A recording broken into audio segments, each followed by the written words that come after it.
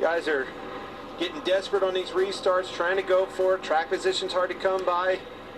Old tires, new tires, a lot of different scenarios out here. Well, and to Michael McDowell's wreck right here, it's like what Larry talked about earlier with those bump stops. You run them as close as possible, and when you run that second groove down there, it starts to go over those bumps a little bit harder, and when it does that, it starts to hit those stops harder and makes the car loose.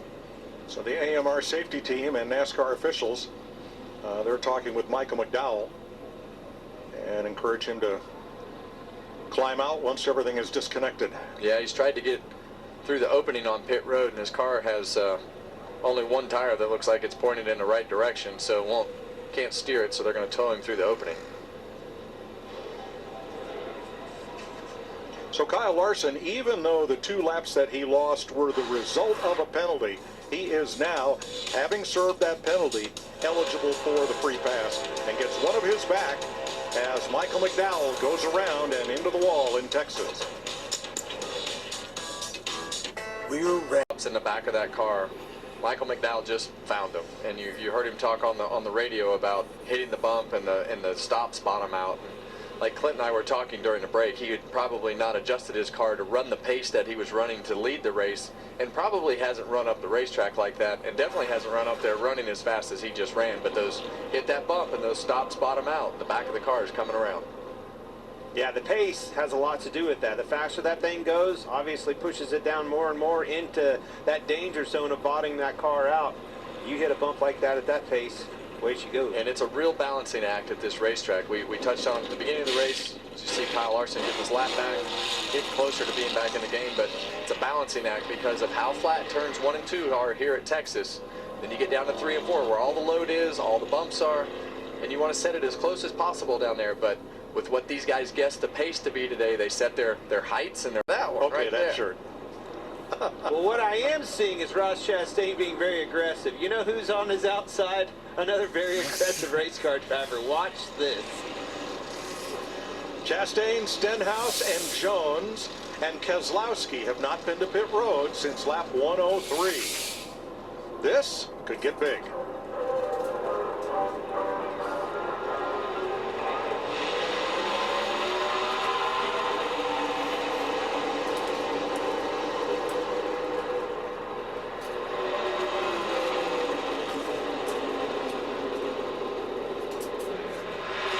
Briscoe way up high. 3 wide. Tight, clear.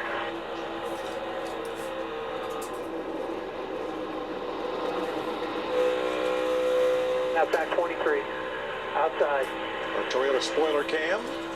On board Eric Jones, racing Stenhouse for second.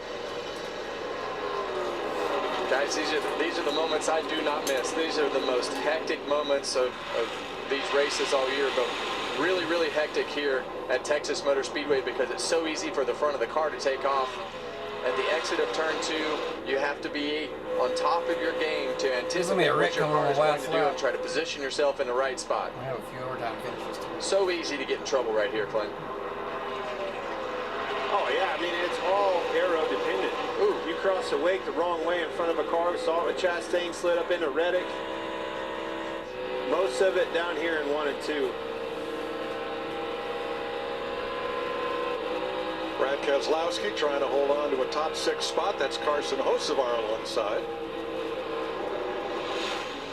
Yeah, it wasn't long ago we were talking about Carson Hocevar spun around off the front bumper of Kyle Busch, and now here he is running 6th. Now behind these two, Denny Hamlin is the first car on new tires. He and Chase Briscoe trying to come to the front, and looks like Hamlin lost a couple of spots right there. It's so hard to put yourself, like we talked, in the right position. If you get in the wrong spot, somebody gets checked up, you can lose 2, 3, 4 spots in the blink of an eye. Well, the business ends 1 and 2. In my opinion, watching this racing, you make the passes in 1 and 2, set them up in 3 and 4. Treacherous off of 4 with that bump. All these guys having trouble getting to the outside, bottoming the car out and spinning out. But we've also seen these guys take that dive bomb to the bottom, lose their nose, slide up into the car on the outside. Well, he will, which will mean he will get the free pass. Now remember, when you get the free pass, you still have to start at the rear of the field. So in my mind, I'm trying to figure out, why is he taking it conservative? Because it's not like he can stay out and start at the front, because he's not running more than about 60% throttle anywhere around this track. But remember, 9 sets of tires for this entire race.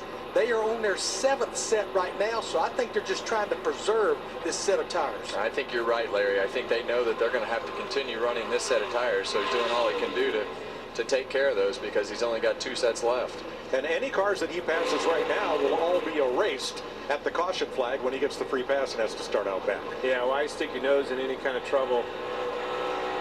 Yeah, why look for trouble? That's right. It can find you here. Why go looking for it? Last lap of the stage.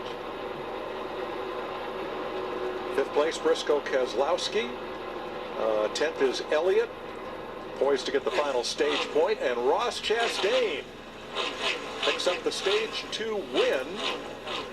His first stage win of the year and his first at Texas Motor Speedway.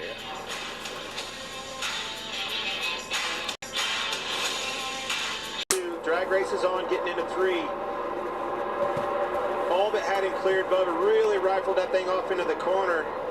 Shot up the racetrack. He got a little bit loose, had to work his way up the racetrack, and got really lucky. Briscoe just didn't have anywhere to go. Yeah, they both got really lucky. They didn't have more damage. See Kyle Larson at the back right there. When he got the lucky dog, he'll now start where he's running. To be a good vantage point of exactly what happened. Yep. Loose, exactly what you said. Saw that thing twitch, has to chase it up the racetrack, ran out of real estate. The rest is history.